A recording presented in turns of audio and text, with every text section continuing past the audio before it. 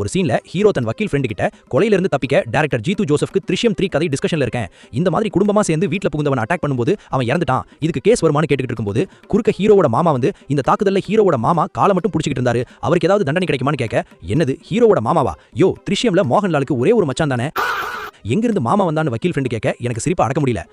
வயிற்றில் அடித்து வானளக்க ஒருவன் வந்து உனை பொளக்க.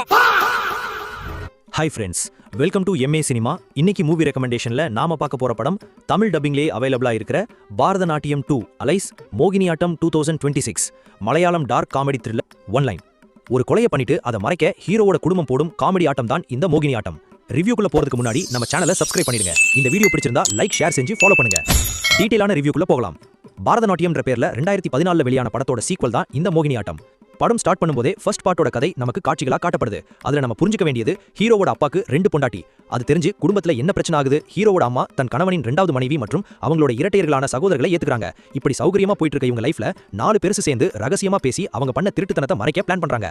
இந்த 4 பேர்ல முக்கிய பெருசா சுராஜ் வெஞ்சரமோடு நடித்திருக்கிறார். கேரக்டர்னா கேரக்டர், அப்படி ஒரு கேடுகட்ட கேரக்டர்.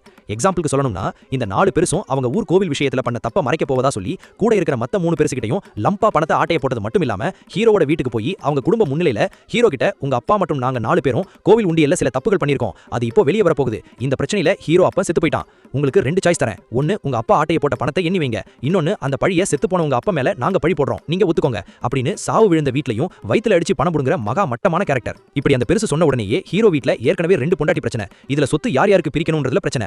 என்ன, ஹீரோ வீட்ல 2 அம்மா, ஒரு அக்கா மற்றும் அக்கா புருஷன், ஒரு தங்கச்சி மற்றும் தங்கச்சி புருஷன், அப்புறம் ரெட்டை சகோதரர்கள் வேற. ஹீரோ பெருசு கிட்ட நாங்க யோசிச்சு சொல்றோம், கொஞ்சம் டைம் கொடுங்கன்னு கேட்க ஓகே சொல்லிட்டு போன பெருசு அடுத்த நாள் விடிய காலையில ஹீரோ வீட்டுக்கு தன மச்சான கூட வராப்ல.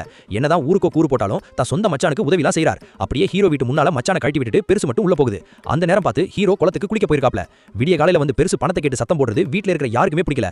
ஒவ்வொருத்தரும் மெதுவா சொல்லி பாக்குறாங்க, பெருசு கேட்கற மாதிரி இல்ல. அப்புறம் அங்க ஒரு சின்ன கைகலப்பாகி குடும்பமா சேர்ந்து பெருசை லாக் பண்றாங்க. எல்லாரும் கைய கால பிடிச்சிக்க ஹீரோவோட அம்மா வந்து பெருசோட கழுத்தை ஒரே திருப்பு, சோலி முடிஞ்சிருது. இதுக்கப்புறம் இந்த கொலையை வந்து பார்த்த ஹீரோவும் அவரது குடும்பமும் என்னென்னலாம் பண்றாங்கன்றது தான் மீதி கதை. படத்துல ஒரு 3-4 இடத்துலாவது உங்க கண்ட்ரோல் தவறி வாய் விட்டு பிளாஸ்ட் ஆகி சிரிப்பீங்க, அதுக்கு நான் கேரண்டி. ஒரு சீன்ல ஹீரோ தன் வக்கீல் ஃப்ரெண்ட் கிட்ட கொலையில இருந்து தப்பிக்க டைரக்டர் ஜீது ஜோசப்க்கு த்ரிஷ்யம் 3 கதை டிஸ்கஷன்ல இருக்கேன்.